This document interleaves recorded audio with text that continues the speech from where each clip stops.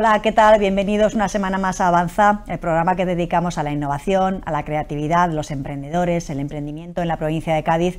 Y hoy hablamos de emprendimiento en un sector que quizá no parezca que tenga margen para ello, como es el de la abogacía, un sector pues muy tradicional, pero nos ha llamado la atención un despacho que se define como el despacho de abogados del siglo XXI. Y de todo ello, de por qué se define y qué es lo que define un despacho de abogados del siglo XXI, vamos a hablar con el promotor de este despacho que nos acompaña y que les paso a presentar. José Carlos Pérez Arias, bienvenido. Muchísimas gracias, Amparo. Smartlow Abogados, con sede en Algeciras, pero con consultas en cualquier sitio. Allá donde haya un problema está el despacho de abogados a disposición de sus clientes.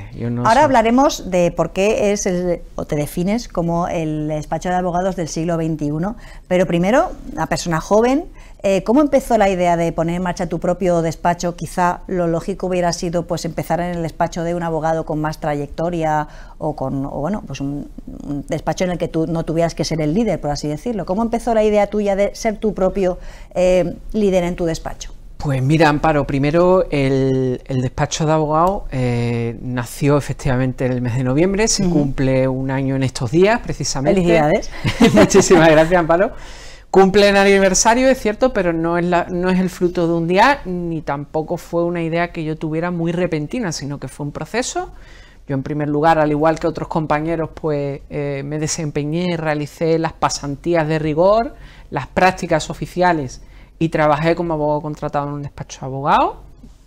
Seguí ese proceso formativo y llegó un momento en el que yo, de antemano, estoy muy agradecido a esos profesionales.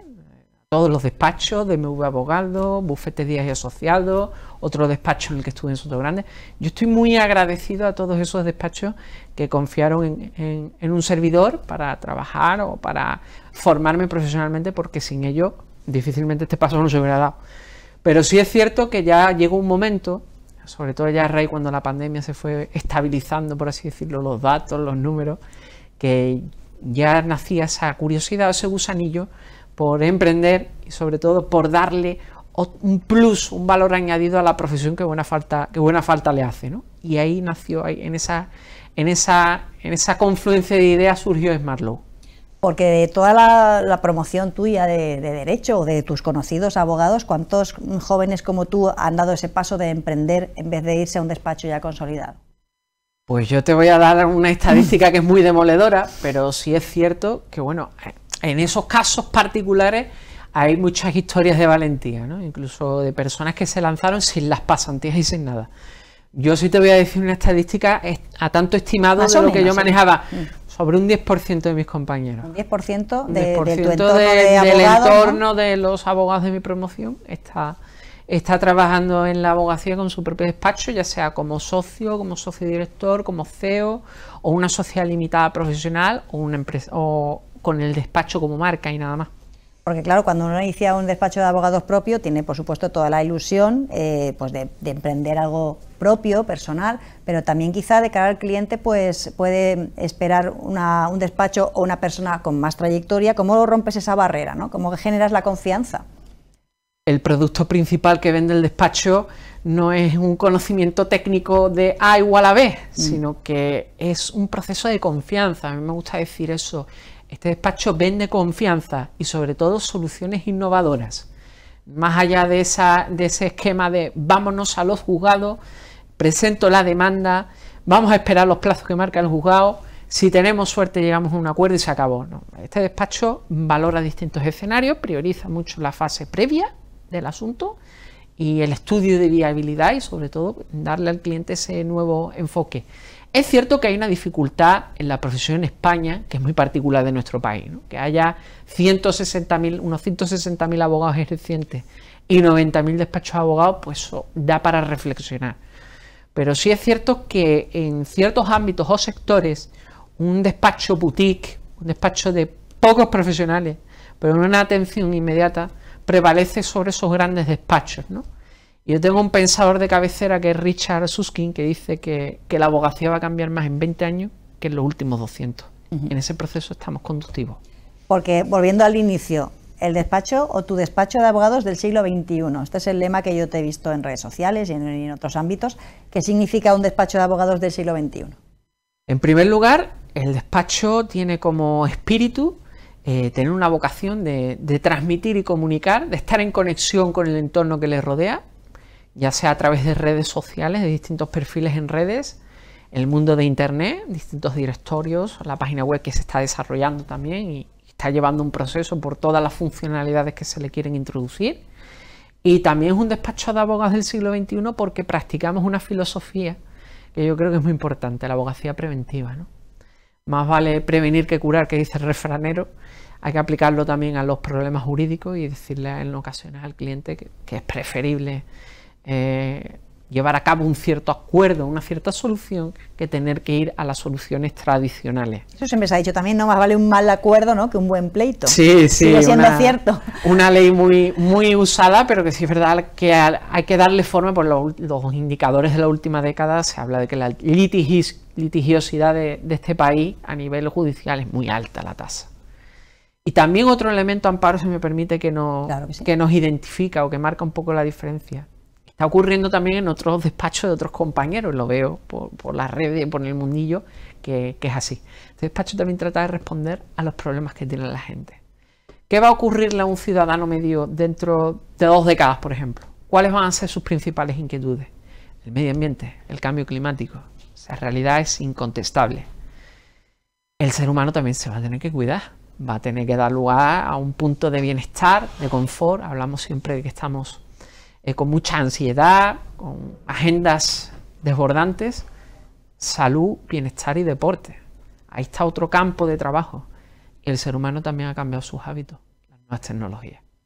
Eso es lo que explica, ¿no?, esa vocación del siglo XXI. Son ramas del derecho que hace unos años o no existían o existían de una manera muy residual, y quizá ahora la propia evolución social es la que está dándoles más protagonismo. Y también más que ramas del derecho, muchos compañeros dirán, ¿tú qué haces metiéndote en ciertos sectores, ¿no? Dado el vacío, ese océano rojo, océano azul, ¿no? que se trabaja mucho en el mundo de las empresas. Pero más allá de un área determinada o de un enfoque de trabajo, yo creo que está también más relacionado con una cuestión de mentalidad. Es decir, los ciudadanos tienen una serie de problemas y tiene que haber un despacho o varios despachos. Yo digo, también hay compañeros que son extraordinarios, yo no baso mi trabajo. Hay para todos, hay para todos. Hay para todos. Simple y llanamente, el despacho trata de responder a una serie de problemas muy concretos, más allá de un desarrollo de áreas. Pues yo también he leído mucho sobre el abogado internista, ¿no? Ese abogado que le entra un tema penal, por ejemplo, que es una cosa muy específica y con unas características muy propias, pero que después eso puede tener una trascendencia a nivel administrativo o puede dar lugar a un conflicto civil. Hay que tener esa capacidad de cambio de escenario y estar preparado.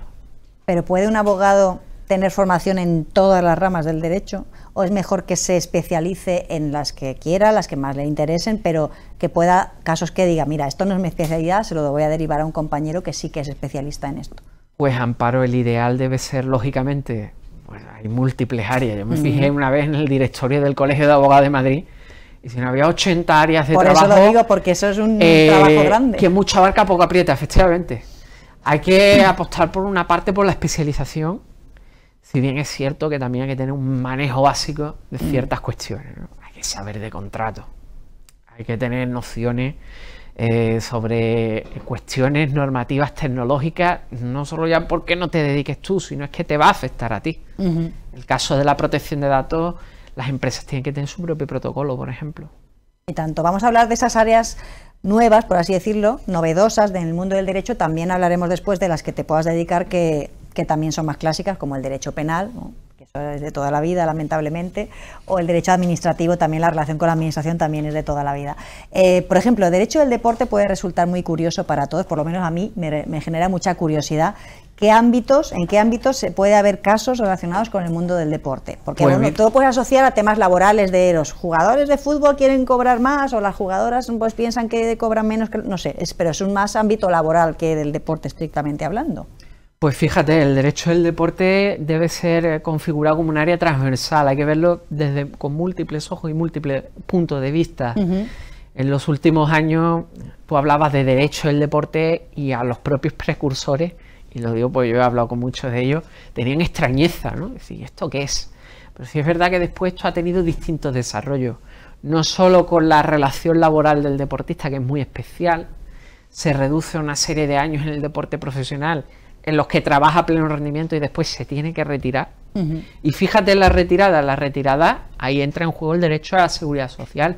¿Qué previsión social tiene ese deportista que se retira y tiene una carrera de 15 o 20 años, siendo optimistas? Porque muchas veces pensamos en los grandes futbolistas o gente que cobra un montón de dinero, pero hay muchos deportistas que tienen ese proceso de retirada y bueno, pues tenido unos ingresos más modestos que tienen que seguir trabajando. También a nivel administrativo, tanto los clubes como los deportistas tienen necesidades, se pueden ver envueltos en situaciones o lances del juego a los cuales la federación no les da la respuesta debida, y eso hay que invocarlo.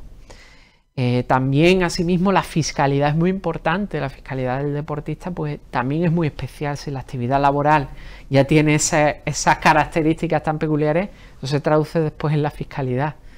En materia civil o mercantil, los patrocinios, los contratos de patrocinio, o incluso la constitución, que eso ha generado mucho debate, ¿no?, de las sociedades anónimas deportivas o de otro tipo de formas asociativas, ¿no? ¿Cómo puede ser un club deportivo? ¿Tiene que ser obligatoriamente sociedad anónima deportiva para disputar competiciones profesionales? Todo ese tipo de cuestiones están presentes ahí. Incluso te he visto que habías hecho comentarios sobre un problema de una alineación indebida en un partido de fútbol, que también pues, puede parecer una anécdota, pero también puede llegar hasta una vía judicial, ¿no? Porque si hay puntos o incluso un campeonato de por medio... Sí es cierto que puede llevar a una vía judicial, pero sí es verdad también que son conflictos que exigen de una inmediatez y de una solución más o menos rápida en el tiempo. Normalmente la vía administrativa o federativa es la que responde a esas cuestiones y que va un poco en línea con los objetivos de cada club y identidad. Porque si estamos hablando de las últimas jornadas, como fue aquel caso en el que hubo una posible alineación indebida, las acciones tenían que ser rápidas e inmediatas porque ese club se estaba jugando pasar a las eliminatorias de ascenso, por ejemplo. Claro. Lo normal es que haya un club deportivo que tenga un abogado especializado en derecho del deporte, digamos, para cualquier cosa que le pueda suceder, o que cuando tiene un caso concreto pues recurra de emergencia a un letrado. En ese punto hay dos líneas. Por un lado están los clubes que ya cada vez apuestan más por tener a su abogado de cabecera o su despacho de referencia y lo nombran asesor jurídico de la entidad, pero en paralelo también puede darse la circunstancia de que haya un club que por necesidades organizativas en su departamento jurídico o por el prestigio que le pueda dar el profesional, la garantía, externaliza los servicios mediante un contrato de servicios profesionales, de arrendamiento de servicios, y llama al profesional y se encarga de ese asunto. De ese caso concreto. Más cuestiones, más áreas de la práctica del derecho que hace unos años no existían y ahora pues no solamente existen, sino que generan ahí un montón de problemas y son para los abogados son un pozo sin fondo, si se me permite la expresión, de clientes y de casos, ¿no? El tema del derecho a la información lo hemos nombrado antes de pasada, el tema de protección de datos. ¿Hasta qué punto las personas, los consumidores, somos conscientes de la importancia de todo este tema de la protección de datos, de la protección de las compras que hacemos en Internet, de la tarjeta que no nos la clonen, todo ese tipo de cosas? ¿Somos conscientes de hasta qué punto estamos expuestos? Yo creo que no somos conscientes y fíjate, toda esta realidad que tenemos actual, en España al menos, viene marcada por una máxima. El último lustro es verdad que ha habido muchos cambios normativos, la nueva Ley Orgánica de Protección de Datos, un reglamento europeo, pero también es cierto que la necesaria armonización o adaptación de la norma a las situaciones cotidianas pues no se ha producido de forma efectiva. Y ahí pues se están produciendo muchas situaciones incómodas. También en relación con los derechos de la información, con los productos electrónicos y los servicios, ¿no?, que consumimos a diario. Las tiendas online, por ejemplo. Las tiendas online, productos bancarios.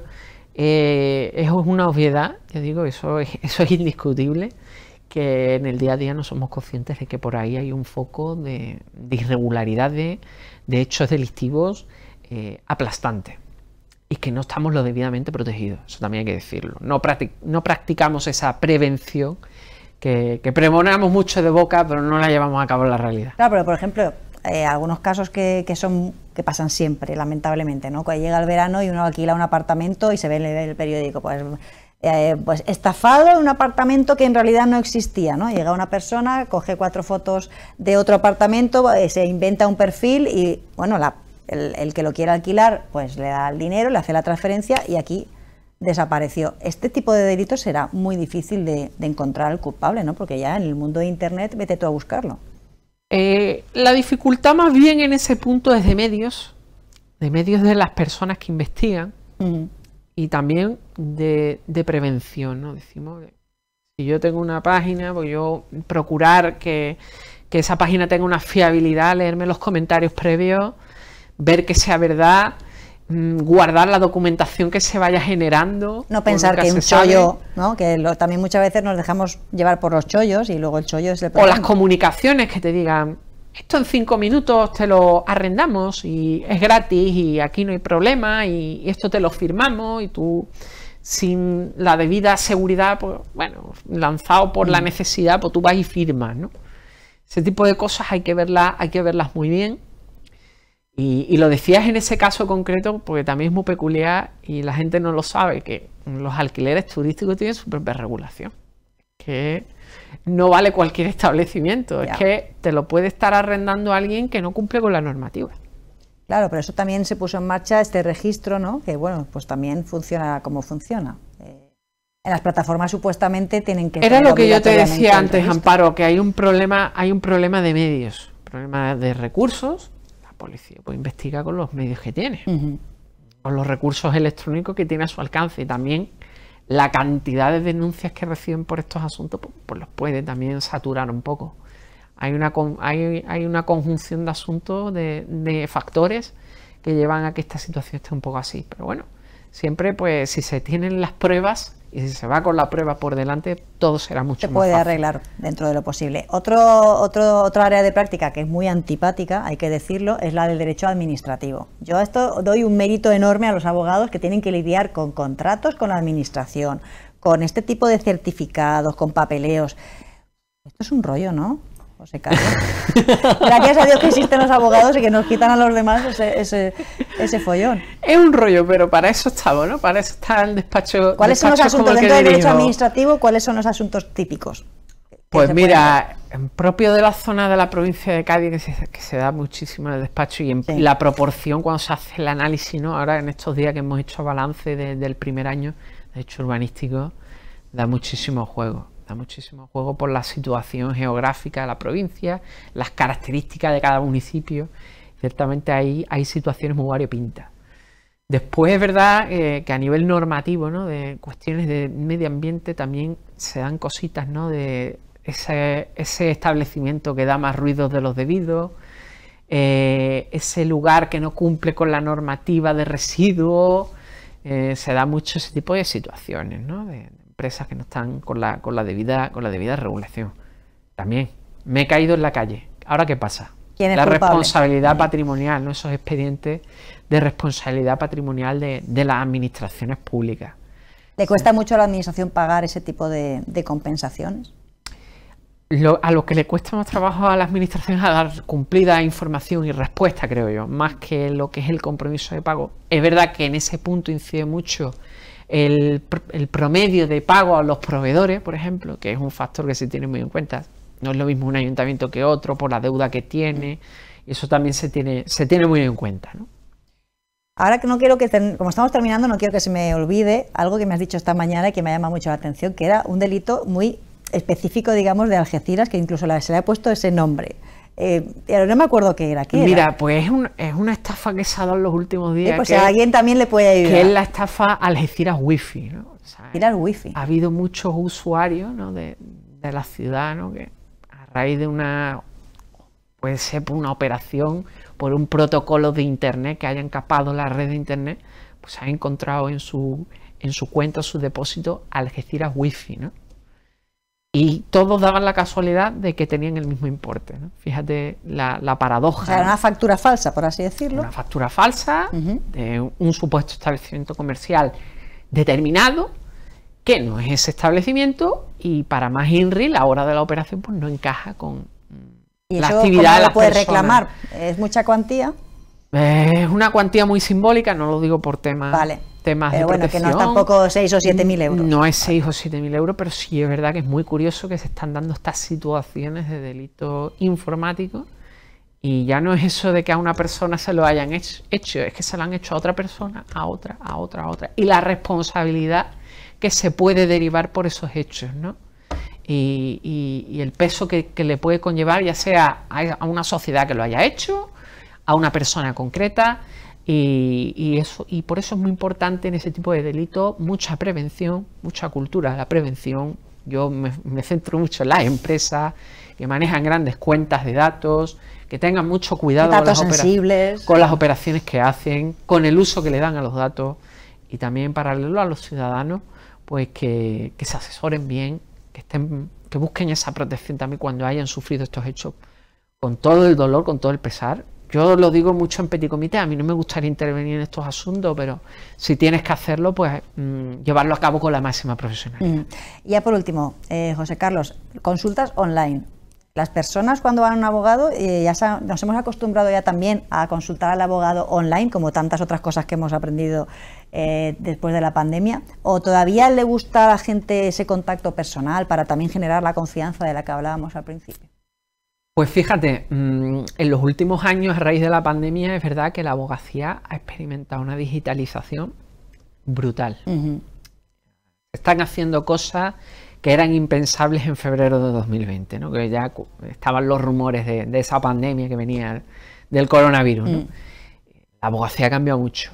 Es verdad que hay un perfil de cliente de edad adulta, de mayor de 40 años, que todavía no tiene esa relación con las nuevas tecnologías y es receloso de hacer uso de las consultas online. Pero sí es verdad que a nivel empresarial, a nivel de algunos clientes ya de edad más joven, pues valoran positivamente que las consultas sean online por comodidad y que te permite sobre todo buscar el profesional que tú llevas siguiendo, ¿no?